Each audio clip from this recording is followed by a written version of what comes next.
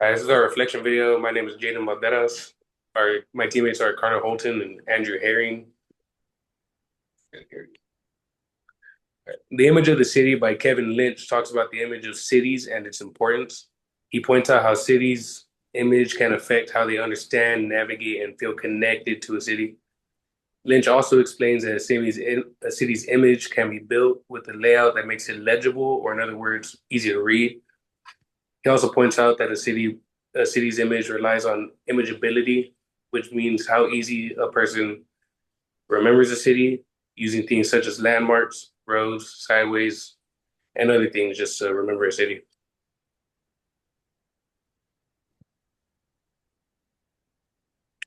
What is a City by Lewis Mumford talks about how a city is more than just the physical aspect and structures, but rather it is more of an area built for social relationships and interactions. The purpose should be to foster relationships, engage in communication, and indulge in the overall human experience. Mumford goes on to describe how back in time, cities revolved around the cultures, religion, and communities themselves. He also talks about how the cities should not revolve around industry and tools, but rather focus on people and their needs. He discusses how planning has to be done with purpose. In order to do so, planners should focus on the needs of people, including their culture, and not to profit on what is more efficient.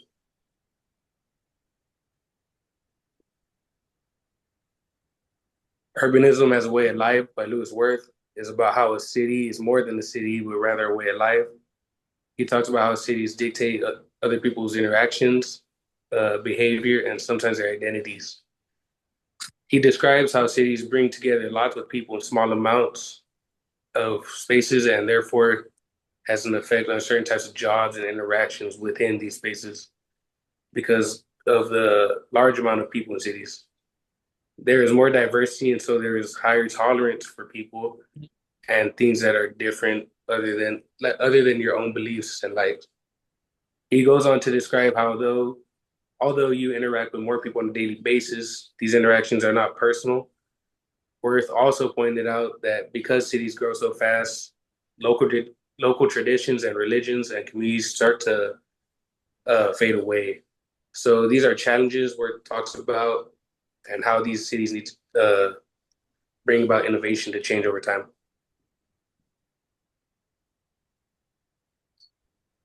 The works by Anatomy of a City by Kate Asher talks about the hidden infrastructure that keeps our cities going and the importance of them.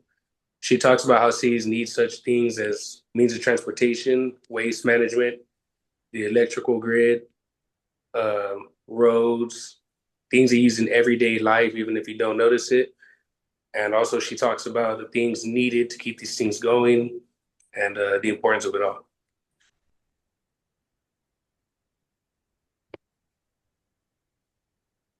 Cities and metropolises shape how we live, work, and interact with the world around us. While cities serve as hubs for economic, cultural, and industrial activity, metropolises serve as powerhouses that drive entire regions. A major difference between cities and metropolises is scale. Cities vary in size greatly, while metropolises generally have more than 1 million residents. While both have thriving economies, metropolises dominate industry due to technology and innovation being more available. They also both serve as melting pots for different cultures and provide means for individuals to express themselves. Urban landscapes, whether being a city or a metropolis, are major influences to the future and continue to grow and shape the environment around us.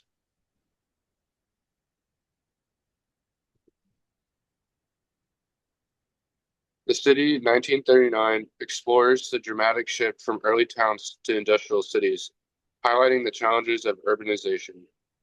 It starts by depicting simpler times when nature and community thrived together. But as the Industrial Revolution took hold, rapid urban growth brought overcrowding, pollution, and poor living conditions. The video questions whether economic progress truly enhances quality of life, showing the struggles of families in these cramped environments. It raises concerns about health, safety, and the need for better urban planning. And in contrast, it presents a vision for careful carefully planned cities, ones designed to prioritize green spaces, sustainability, and human well-being. The city calls for a future where technological advancement works hand in hand with improved living conditions. It urges us to reflect on how we shape our communities, ensuring that progress doesn't come at the cost of happiness and health.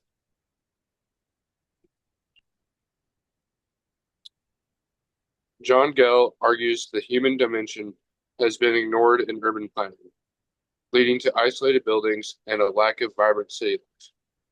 Historically, cities have focused on accommodating cars rather than fostering pedestrian-friendly environments. In Chapter 2, Gell explores how cities should align with human sensory experiences. Since people move horizontally, streets and public spaces must feel welcoming, encouraging movement and interaction.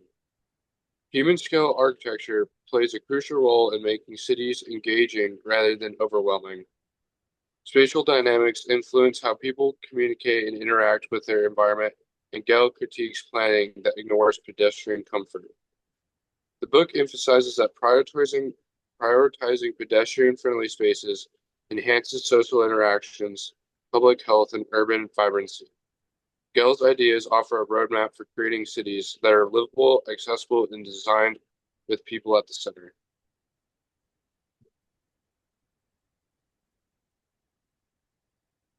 And then the Climate Change 2014 Census Report, it talks about how climate change will have impact on human systems. And as the economic and population growth continue to happen, it leads to larger greenhouse gas effects. And those in turn will reflect back on the human systems that created them, affecting them in a negative way. And that future planning needs to consider what the effects of the climate change will have and how to mitigate that, especially along coastal cities with sea levels rising. And the report also includes lots of calls to policymakers and information that they would need to make these decisions as we go forward to come up with innovative solutions that can help mitigate the problems that climate change will cause.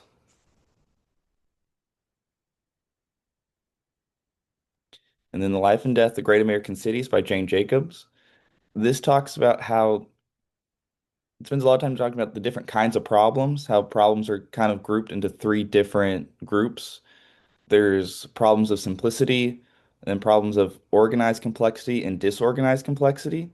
And for a while, city planners only analyzed problems as problems of simplicity, only looking at one or two factors. When in reality, cities are problems of complexity, both organized and disorganized, and that city problems need to be analyzed as such. And then larger improvements can be made to these cities if we look at them as problems of complexity rather than problems of simplicity. And it talks about how life sciences made this change throughout time to become analyzing these problems of complexity better. And now behavioral sciences need to do the same thing in order to get better results. And finally, is the UN Habitat Report. And this discusses how more and more of the world's population is moving into urban and suburban areas. And in these cities, there's also disparity between the people in the wealthier areas and the poorer areas, creating an urban divide. And the UN discusses a lot about how to reduce this disparity and bridge the divide, as well as working to reduce the number of people around the world living in slums as more and more people move to these urban areas, as that's where the economic opportunities are. Mm. This is the list of sources we use to make this video.